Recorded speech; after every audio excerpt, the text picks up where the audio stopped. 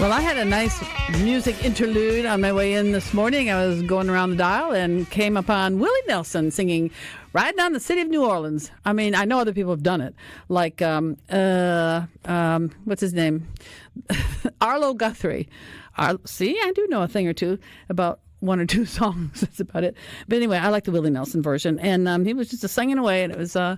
It's going to be a blast down there for those of you who are crazy enough to go. And I bet a lot of you are going right now, but you're in your cars. By the way, welcome to Mary Wieden and you. Glad to have you along, as always. So if you're driving down to New Orleans, please be careful. You know, I think the driving around here isn't exactly so great, but New Orleans is frightening. I mean, it's just, everything they do is like crazy people. And speaking of crazy people, yesterday there was an interview with that woman, the older woman who's the police superintendent or something. The plan's been around for a long time, probably about as old as I am. I remember. Yeah, but the one that came from out west. Well, yeah, she did. Yep, plan's working. Oh, okay. Oh, that guy. She said, yeah, that guy from a few weeks ago. Yeah, he must have gotten into the plan somehow. I don't know, but anyway, the plan is in effect in New Orleans, and it is the most heavily fortified. My gosh, it's like Fort Knox. I mean, it's very heavily fortified. So anyway, if you're going down there, have fun, be careful, be smart when you're driving, especially smart when you're driving, be very, very careful. Nothing that exciting up here, I don't think, except, now, you know what, though, on your way home, I'll tell you what you can do. On your way home, you can stop off at the fairgrounds because Dixie National starts up. I'm going to go down tomorrow to the market place because I have this plan in my head. I mean, not the same one as the police lady. I have a plan that I would like to have another horse one day. And years ago, I had a quarter horse, a Leo-bred mare, and she was beautiful and all this kind of stuff, just classic looking. But she was very hard to deal with. She had a very hammer-headed approach to life. It was like, it's my way or the highway, lady. But so I had her for a long time. I had her. She was trained in Western pleasure, and I picked up the pace of her trot and took it from a jog trot to a regular faster trot, so I could post. You know, that's what I like to do with posting. I was very good at that. And I used to think that people who rode gaited horses were lazy and, all that kind of stuff. Well, now guess what? I had a chance. I did have some opportunities as time went by to learn how to ride Tennessee walkers. And I don't know that I'd have a Tennessee walker, but I do want a 3G horse. I call it grade gaited gelding. Grade horse is like a mutt horse. I don't care what its lines are, as long as it's a good boy, who will go where I want to go when I want to go, instead of my Sally was her name, like, no, I'm not going to go. I'm going to throw myself down on the ground. And she would do that sometimes. But anyway, I found out recently, and I did not know this, that there are special saddles for gaited horses. I always thought you just put any old saddle on a gaited horse and they'll be happy. No, there are special saddles. They're a little bit wider. It's something to do with their shoulders and how they move their feet. So they have them down at the market. They're going to have them at the marketplace at the fairgrounds. I'm going to go down tomorrow and just take a look and see, just plan ahead. But I can't do anything until President Trump makes me some money, see. It all depends on the president. Or the price of the horses drop, one or the other, right? Well, no. I mean, no, it's going to be everything. It's going to be the whole thing. You need a little bit of both. You got to have money for the horse, but you know what, though? That's the least of your expenditures when you have a horse. That's the least of it. The rest, the big part is boarding it. You got to board it someplace. And I'd probably go back to the place I was at before, where the horses, there was a plan where you could have your horse be in pasture all the time, except each horse had a half stall that they would just use for feeding. And if the weather was really horrible, like thunder and lightning, tornadoes and stuff like that, they would bring them in, but they lived outside. And it's a good way for a horse to live, if you're not, because I can't really ride more than a couple times a week because I just have all this stuff to do. So anyway, but I thought, well, first of all, I'll see about the saddle business, but I have to wait. It's going to be like a couple years or so. And it could be a year. We'll have to see how much money Mr. Trump will make for me. So, I mean, isn't that awful? But that's the way that goes. So that's going to be tomorrow. But if you're on your way home from come on, go to the Dixie National this weekend on your way up, whoever you are. So they have the big horse sale, right? Oh, they have. I don't know. You'd have to look at the schedule. Well, I've got the schedule right here. Let me see what it says here. I got a little thing the other day when we had let's see, Sunday. Let's see, where are we here? Let's see, Monday the 10th. Well, Sunday is going to be the 9th. I don't see anything on the 9th. The shows, well, I guess I'll probably have, people will come back on Monday, so this will work. They got a quarter horse show at 8 o'clock in the morning Monday, and then they've got an open Brahmin show at 9 o'clock, and then at 2 o'clock the Dixie National Rodeo Slack. I forget what that means. Do you remember what that means? I'll look it up. Lance, it's not practice. I'm not sure what that is, but people working on it. And so when you come back, you can do that. And so then on Tuesday, if you're not coming back till Tuesday, you still got the quarter horse show. School field day is going to be on Tuesday. Kids coming from their schools, and then at 10 o'clock on Tuesday, the Dixie National Rodeo Slack again. I think that's a practice session. Yeah, the Dixie National Rodeo Slack is a rodeo event that takes place at the Mississippi Coliseum. It doesn't really say exactly what it is, but I'm looking. Don't slack off and think you can get in there. Exactly. What is the slack at the where more contestants enter than that can compete? Oh, okay. So there's slack. In other words, there's too many. Oh, okay. Number that can't compete, I suppose. And then on Wednesday, the 12th, they start off with performances after the rodeo. The actual rodeo is Wednesday, the 12th, and at 7 o'clock. Performance by Clay Walker. I don't know who Clay Walker is. Clay Walker with Way Back Wednesday. Don't know who that is. The only one I know who Lori Morgan is, and I know who Gretchen Wilson. I only know those two. But anyway, so when you come back on your way back up, go to the Dixie National, go to the fairgrounds, have fun with that, you people. And I hope everybody goes in one form or another. Go down there and have some fun. I don't even know if it's tomorrow will be tomorrow is February. Let's see. Tomorrow is what the 8th. Oh, Saturday's a lot of stuff. Dixie National Rodeo Breakfast. Yum, yum. It's free from 7 a.m. to 10:30 in the morning. Whoa, folks. You also have the steakhouse in there, too. But free? No, the steak isn't free. But hey, can you imagine a free breakfast? How wonderful is that? A lot of judging stuff. Standard Gertrudis sale is tomorrow. Marketplace, that's when I'm going to. Marketplace is from 10 a.m. to 7 p.m. in the Cowboy Corner. I don't know what they do there. That's 10 a.m. to 7 p.m. in the Trademark Atrium. The Marketplace. Cowboy Corner may be where the apparel, because there's a lot of them. That's not it. No, that's something else. They got apparel, I think, at the Marketplace, plus the following weekend. And by the way, this one, the Rodeo Marketplace, is free to get into. The one, the Expo, they're going to have all kinds of stuff at the Expo. That you have to pay to get in there, but this one's free. And then, you can get a cheeseburger, a hamburger, ribeye sandwich, fried bologna. Is this Cowboy Corner or is this breakfast? No, this is the steakhouse. Okay. And just so everyone knows, if you're Where's going to that? the steakhouse at the Dixie National, it is open 11 a.m. to 6 p.m. on the 1st through the 6th. The 7th, 11 to 7. 8th through 9th, 10 to 7, and then the 10th through the 16th, 11 to 7. So only days that it's going to be open at 10 a.m. is February 8th and 9th. So, but there's all kind of goodies in there. Well, let's see what else. Oh, and the Dixie National Parade. Now, that's a big deal. I went to that last year. It was a trip. I was supposed to go with that horse that I had, Sally. I was supposed to be in it years ago. Well, Sally wouldn't load in the trailer. She would not load. And she just was so much that way. She was a Leo bred, and I understand now that Leos are pretty much that way. And it took hours and hours. It finally got her loaded, but it was too late. So horses and people are the same if you're born. I'm a Leo, so yeah. No, this is Leo, the foundation's sire. Oh, okay. I thought you meant like Leo, the nothing. sign. Oh, no. Okay. No, her sign, I don't even know what her sign was. But no, Leo was one of the foundation sires, and Leo heads are a little bit smaller. You see some quarter horses with a big head. Leo has a smaller head. She's very classy. I ended up giving her away to a guy who was starting a barn and wanted some stock, and so gave it to a guy who used to work for WLBT. Anyway, he brought this kind of broken down old cowboy with him to pick up my horse from the place where I had her. And the guy's eyes were popping out. It was, oh my God. She was 25 years old, but she could have been 10 or 15 years old. The smaller Leo head, classic broad shoulders and classic, very muscular hindquarters. I mean, she in solid sorrel. She was gorgeous. She just was a naughty girl. She just, but anyway, I was like, I want a horse that'll be like, okay, if you want to ride all day, that's fine with me. We'll do whatever you want to do. Anyway, so, but you got to have something to put on the horse. And these saddles are not the most expensive ones in the world, I don't think. Anyway, so Saturday, you got that thing going on. The market, the marketplace. The parade is at 10 o'clock. Oh, I know. Yesterday I missed it, but they were saying in Rankin County that they were, watch out going down the causeway at about 2 o'clock in the afternoon because the what do you call it? The wagon train was coming through, and I forgot to go out there and look and see. The rodeo is tomorrow night at 7 o'clock with George Burge. Do you know who he is, Lance? Ever heard of George Burge? I have not. Neither have I. But anyway, so I guess we should get on with today's show. The one thing that sounds pretty cool also is the Dixie National Rodeo and Livestock Show Royalty Pageant. Whoa. Yeah. Whoa. And don't forget, what's really cool is the last day of the rodeo. They're going to have the high school rodeo is going to be at 2 o'clock that Sunday, the 16th of February. That's really cool. We're high school kids. And there's a charge for that, which is fine, to help them pay for stuff.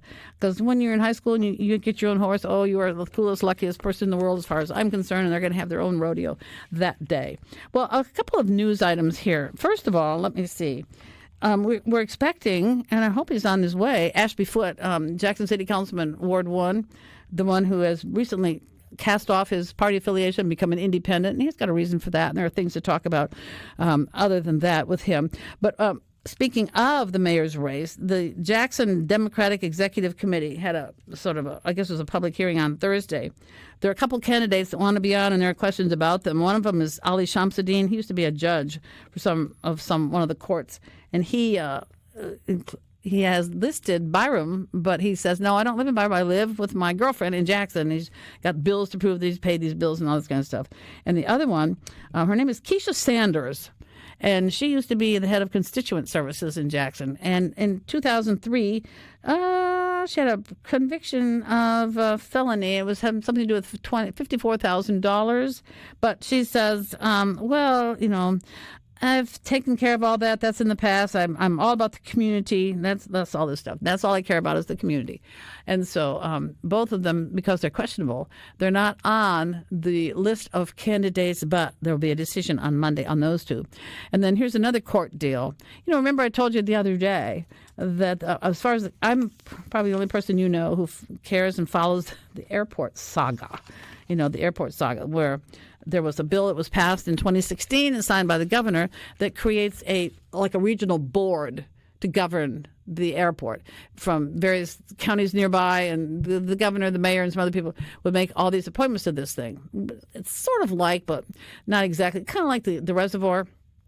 We have people on the board from the surrounding counties, and they all have a say. Well, the city of Jackson went to court about it. And it's been in the courts for years and years and years. And recently there was a decision made by the Fifth Circuit Court of Appeals, a panel. They said, look, we're sick and tired of this business. Groundhog Day is over with, they said. We are going to vacate the order of the district court and recommend and remand with instructions to dismiss. Okay, so you think, well, maybe, and they said, they're the appellate courts, and they said, this suit is nothing more than a political dispute between state and local governments over control of an airport and the land around it. One side has dragged that fight into federal court by tricking it out in equal protection colors. That won't fly. So you think, okay, maybe a decision, right? Wrong. So this morning I talked with State Senator Josh Harkins, who I call him my lead person on this deal because he's the one who was really kind of at the forefront of it years ago. I remember that. He said, well, no, it's not done. That's the appellate court. Now we got to go back to Judge Carlton Reeves. And so he's got it back again. And there's no idea of when Judge Reeves would make a decision. But when there is, I'll let you know about that. I don't see ever anything about that. But you'll hear about it here if you hear anything. The other thing is, let's see, no updates on the annexation trial between Madison and Gluckstadt. They started it on Monday, the 3rd of the month, over that land. It's 4 miles or so in between the two cities. It's like a perfectly squared off rectangular area of land. And each of them, both Gluckstadt wants it to their south and Madison wants it to their north. And so they're having a trial, well, sort of a trial, yes, a hearing in what court is it? It's the divorce court one. It's in divorce court. Chancery. It's just in Chancery Court. No, I haven't seen an update, but Madison started off with their say of things. And people around the area are saying, well, no, we don't want to be there. Belterre doesn't. No, we don't want that. We want to be with Madison if we have to get taken in, and some other places do too. So that will continue on, I'm sure. If not today, then it'll continue on next week. So next Monday is when Shamsuddin and Sanders will find out if they're going to be on the ballot for mayor, because the executive committee has to meet again. And then also on Monday, I'm sure, updates and a continuation of the annexation trial. So how about that? lots of trials and things like that. Not to mention the bribery one. That's getting more interesting. Yeah, there was supposedly some interesting stuff that came out, and I didn't. Yeah, campaign finance reports that were obtained by WLBT through an open record request. They were able to kind of tie that. Oh yes. That the reports. That it was actually came from one of his co-conspirators, Jody Owens, through businesses tied to him, and the math done on it was pretty interesting too. $113,000 that he should have had. He spent $42,000. $28,000 on hand by the end of 2024, and the mayor, as it said, should have had $70,000 left in the bank. And just a very deep, and I don't know where that well ends, but it seems like it can go very deep. Courts, and so I thought there was a $10,000 amount. There is also. The mayor received 5 $10,000 checks. 5, not 1. Yeah, so put that in his campaign report. Yeah. $9,999. You usually don't have to report that to the IRS. So I don't make it my business because I've never done it. I've never had to do it to go look at finance reports. But I would think that it would at least be typed up on a computer or something where these are all done by hand. Have you seen that? I've seen that someplace. I asked a couple of leaders of ours, about why would you not file campaign finance reports for 3 years? Exactly. And then just do it at the last second. And you kind of get some eye rolling from people that do it on time. Well, if you do it at the last second, nobody will watch it. Nobody will look at it because it's too complicated. Guess what? Think again. Yeah. Think again. When you get the feds in there investigating, I don't know if trying to do it at the last second is going to matter that much. But interesting, as the mayor is running for re-election against a crowded field of 2 football teams almost. Yes. So. Yeah, really. It's crazy. And so we'll see. It's a very crowded roster for mayor of Jackson, Mississippi. But he said at the time, the mayor said something like, well, if I don't run, it'll look like I'm guilty. Oh, okay. Yeah, whatever. It's not up to me to judge. I'm not the judge or anything like that. But anyway, so we're waiting for our councilman to arrive. I hope he hasn't come into bad traffic or anything. It was a little foggy, but that was earlier today. It wasn't bad. It wasn't bad going across Spillway, which usually gets bad. The other day it was so foggy out. I thought I lived up on Lake Huron. I couldn't see anything out my back door. But anyway, all right. So we'll take a break here. It's Mary Wieden and you. Glad to have you along with us. Stay with us. Well, we're waiting. Ashby Foote is on his way, coming to be on the show. He knows Ward 1.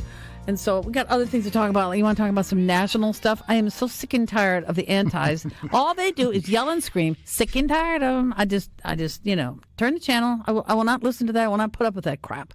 Sorry, not going to do it. And Elon Musk is not pretending to be the president. He's just there as an advisor. He doesn't have the authority to shut stuff down, number one. And if they're in such a stew, how many people remember back in the Obama days when Michelle Obama decided that she would be the dictator of what children in our public schools that we pay for would eat for lunch? And she made up this menu, and with what authority? No authority other than she was Michelle Obama, and made up this menu, and all the schools had to do it, and more of that food was thrown out than was eaten. I do believe it was terrible food, tasting and planning anyway, and kids didn't like it, and they didn't want it. How many millions and millions and millions of dollars did we lose on that one? Never heard anything about that. Oh, so sick and tired of it. And then we got lawsuits going all over the place here. Department of Justice. Oh, we have our Attorney General, by the way. Now she's suing Chicago and Illinois over sanctuary laws. And there's a headline somewhere. I don't know what state it is, some blue state that plans to allow trans athletes to compete in girls' sports despite Trump's order. Well, no, we don't need that. There's something weird. I was hearing discussion about that this morning somewhere. There's something weird about those people that pushed all that DEI stuff and all the trans stuff. Those are people who are sexually obsessed with genitalia, in my opinion. That's what they care about, is somebody's damn genitalia. Get over it. Remember, there's only really about 1% in this country. Not even that much. And Mandy and I, I think that's inflated, but the numbers that are reported are around 1%. So you're telling me that a extreme minority, a subculture, is something that we want to bring into the mainstream. For what reason? I have no idea. Nobody can answer that other than to say it's evil or it's demonic and all that. I get that. I mean, I understand that point of view, but what politically? I mean, 1% is who you're catering to. That's not a really good way to build consensus if you're pushing away a lot of folks that would believe in your policies in favor of a small, very little segment of the population. And how about that transvestite guy? I don't think he was a transgender, but transvestites have co-opted the transgender business. Transvestites used to be just guys who like to dress in women's clothes because whatever.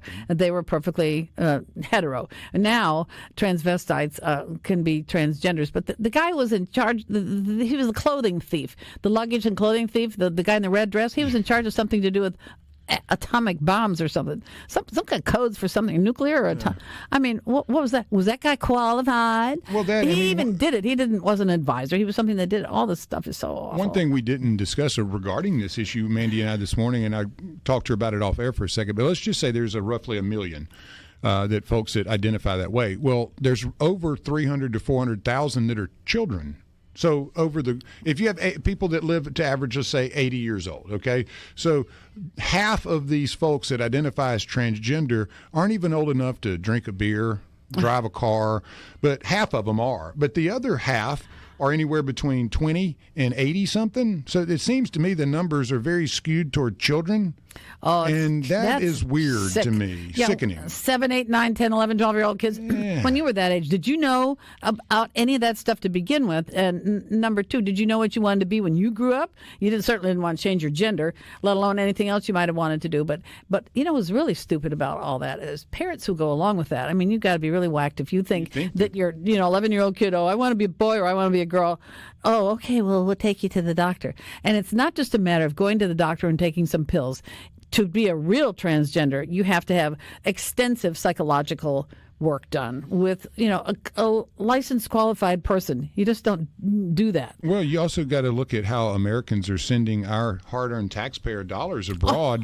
The types of things that we're, helping, bring into places like Colombia, where you had $47,000 for a transgender opera. In Peru, oh, you got that list. Yeah, in Peru, you had $32,000 for a transgender comic book. Oh, I was going to say, yeah, somebody had the comic book, yeah. So, I mean, this is stuff that continues, and this is in your name and in my name. Yeah. As that money goes to Colombia, I'm curious, I'd bet that Colombia doesn't have 1% of their population identifying that way. Or those Peru, people don't even, that's not what they think about. So we're just trying to educate them on what the value is in becoming transgender, I suppose, or whatever it may be. Yeah, most people don't think about it unless it's shoved down your throat by the media. They all think that's so great. It's not so great at all.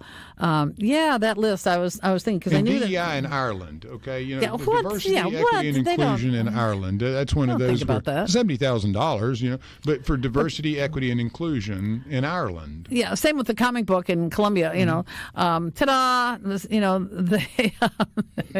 He's here. He's ready to go. He's ready to go. He's fired up and ready to go. Yes, we are pleased to welcome, and he's got to get his headset on and catch his breath. And it's a welcome to Ashby Foote, who is I think he's ready to go. You ready to go? He's ready to go. Ready to go. I apologize. I'm sorry I'm late. Well, that's okay. Glad to have you along with us. So I haven't heard your there's so many things to talk about, but I haven't heard the explanation of why you decided. Was that a hard decision to go from being a Republican to an independent? Was that hard to, is this for running purposes? I mean, it's one that you take seriously as far as trying to decide. But in the end, I think this is really an important election, particularly for the mayor. Oh, yes. And that shows up because there's so many people running. You got like 14 people running in the Democratic primary, another 6 or 7 as independent and Republican. So I just concluded that it was really important that the voters in Ward 1 get a chance to vote in the Democratic primary where the race will probably be decided. Yeah. I voted in the past when we had Democrats running for various offices in Mississippi. I'm not a registered anything. I'm an independent myself. But, sometimes you just have to vote in, like, one of these primaries. If it's a crowded one, you've got to help select. And by the way, folks, April 1st, what a day. April 1st is primary day, but that's for Democrats and Republicans, not for independents. You don't have anything until the general election. Is that correct? The independents don't have a primary, so their name will be on the ballot in the general election on June 3rd. Well, that's probably a godsend in a lot of ways, when you think about it. But that's a good thing. So what if you decided one day you wanted to align again with the Republican Party? How do they react to you? Do they say, well, gee, thanks a lot, or we get it, or what? I can't say how all of them would react. Some might react one way and others another. I think the people in Ward 1, my ward, they are focused mostly on the mayor's election or the mayor race, and so I think they appreciate the chance to go vote and not be have a dilemma of whether to support me or someone else in the council race, and just focus on the mayor's election, which I think is really, really important. Yeah, it's pretty pivotal this year, And by the way, of course, that a couple of them they are not on until maybe Monday when the Democratic committee decides what to do about them. And that's true. Shamsuddin and Sanders. We talked about them earlier, so that's that. So the other thing I wanted to ask you about is there's a story recently about somebody's got an idea that we should have a casino in downtown Jackson. What do you think? I'm against that. I mean, the gambling or just the whole thing? Well, just I don't think.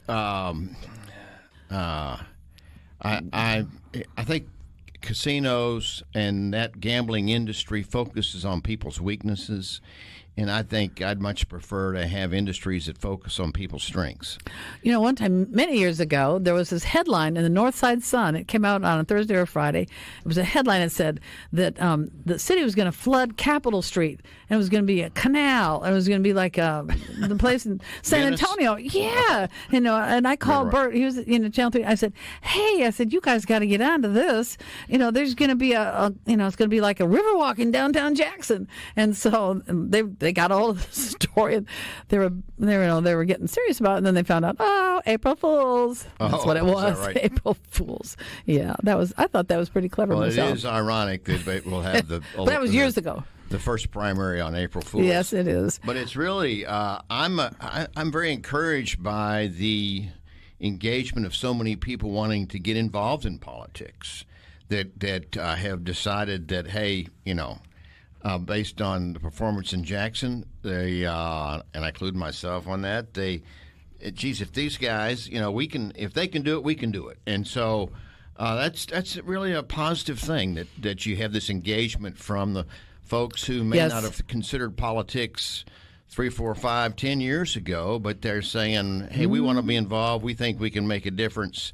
And even if they don't win, that's a good experience for them, and hopefully they'll continue to be engaged in the political process as concerned citizens. Well, I always say to people, and maybe some people were listening to this, because I always say, really, the time to decide who you want for mayor is before the filing deadline. It's when you get people to who are going to file. Because if you wait till a week or two or a day or two, hey, they've already filed, they've already run, and if you've got an idiot there and you got an idiot opposing that person, well, what do you get? But if you're, deciding, helping to decide especially, but, back in the days, before somebody qualifies, so a lot of people qualify, 14 or 16, I guess it would be, in the mayor's race. That's good.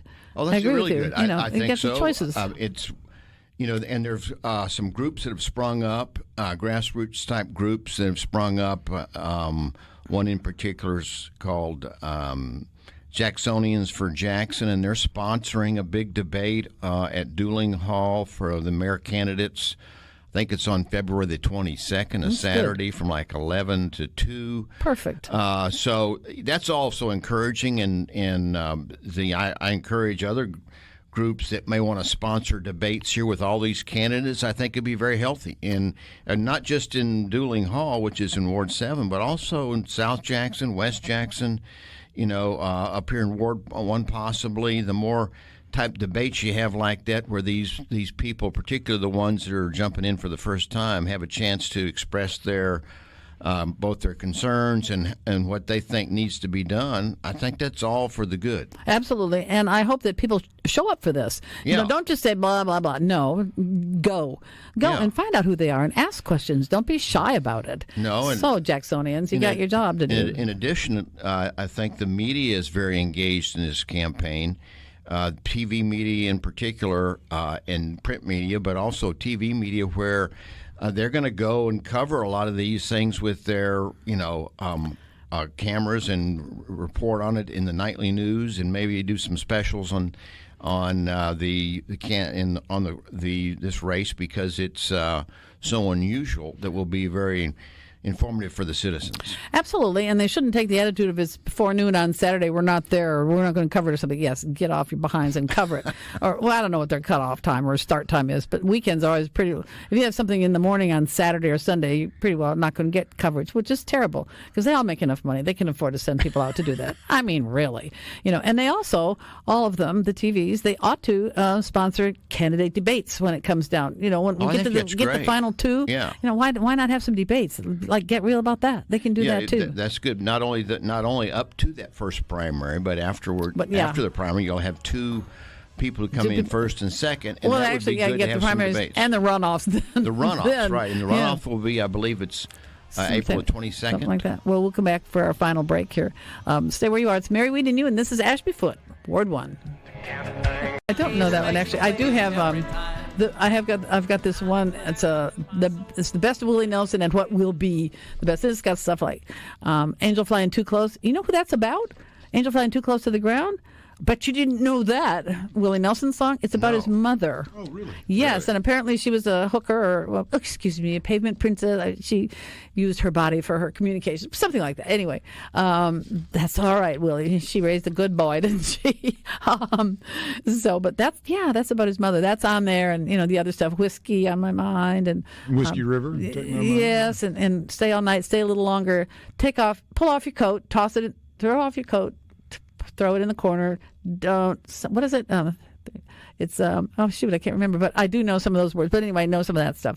So I was just saying. When the song's on, then every I know, word, of course, Well, I was saying earlier today on my way in this morning was Willie Nelson doing New Orleans. Rain Ride to New Orleans. Really liked that a lot. So we've got our man in here, Ashby Foote, Ward 1 Councilman. You have an I across, by your name. Isn't that weird for you? It is kind of strange. Kind of strange.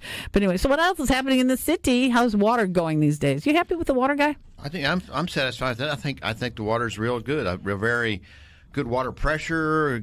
We've made a lot of progress on old pipes and stuff that as they get identified and problems identify themselves, then they're being very responsive and going out and repairing those pipes and upgrading the system, street by street or problem by problem. So I'm pleased with that, and very few boil water notices, and so I think that and they made it through the cold weather too. I mean, we went through a very dangerous or scary cold weather spell that you had to be worried about potential pipe bursts. Yeah, that was good. So, what did I hear about street repaving? Something I can't remember. It's in the works, but I'll tell you, it gets so frustrating that the pavement isn't that thick. So, like you go down Ridgewood Road, which just got done about 3 years ago. It's like up on the northern part of it. It's like it's wearing out already. Well, there are spots like that. We still have issues sometimes with sinkhole type situations where a pipe underneath has burst, whether it's a water pipe or whether it's a sewage line or a drainage line that causes erosion underneath the pavement, which can cause sinkholes, and those need to be identified and repaired as soon as possible. Well, I'll tell you, on Ridgewood Road, in southbound Ridgewood, let's see, it'll be south of JA, before Northside Drive, there are a couple of things where you have to drive around like this because there are these two potential sinkholes. I mean, every time I go over there, I think, oh gosh, I hope I'm not the one who sinks. It's really scary. It's been like that for years, and it's like, come on now. Fix that up. You need to do that. But we're making progress on the waterfront, and that's good. I'm pleased with how that's going. It's not something you can change overnight. It takes a lot of time when you've got as many miles of water pipes we've got across the city. Yeah, and lots of water towers, and also, but I think we're making progress on. They've done a good job on bringing in expertise that can help us get it fixed so it'll be more reliable long term. The thing that I talked about with Robert Miller, long gone now, but he was very good about coming on the show. And I asked about a schematic. Don't you have something on your computers with the schematics to show you where these pipes are and all this kind of stuff? No. And, really like he said, like, for instance, if there's something that happened on Riverside Drive, it's be at the corner of walk and don't walk, you would think. And the crews would get there and like, nope, it happened a block away. But they didn't know that because there was no schematic. And they didn't know where all the valves were. There's valves in the system where you can shut off part of the water pipes, but they've had to just find that out as they went along. Was somebody working on that? I mean, I hope. There's people with Mr. Hennepin, he's been working on that, but that's one of the big projects they've had is to try to figure out where all the valves are across the system where you can go in and turn off water and isolate a particular area so you can work on that particular area. But you gotta know exactly where it is. Yeah, you do. I haven't been down on Riverside Drive in a long time. How's that? The Riverside, it got fixed, didn't it? It's beautiful. Yes, it's really I will amazing. Say, I ride along with JPD at times, and I will say they have paved. The city has paved a lot of roads, and they've repaired a lot of pipe. And it's coming along. Oh, good to know. Yes, and the county's helped us a lot too in providing money for repaving roads, resurfacing roads. Yeah. Well, that's good. Very glad to hear that because it's been so vexing. What else is going on in the city? There's a number of bills in the state legislature right now that came out Tuesday out of committee. There's 3 in particular that deal with abandoned properties and dilapidated properties. Yeah. We're hoping that we can make some progress there and get some funding from the state, but also we need to try to get some funding from HUD, and because they've got a lot of funds available there. So that's a problem that we have to attack and work at. But it needs to be we can't do it one house at a time. It needs to be a big effort. Where we come at it with enough funds to really make a difference. The poster child for the dilapidated properties is the O Hotel, which is still there, isn't it? And it's still tied up. The council voted on that way back in October to tear it down, and here we are in February and still no action. We've gotten evidently tied up between the contractor, MDEQ, back in December. Reviewed their plan and came back and said, "Here's the 10 things you've got to fix, and you've got to fix." You have to do. You wonder why you have to fix that, but they have to make sure they've got testing done on asbestos or for asbestos and all. And so that they were supposed to respond back to MDEQ within 10 days.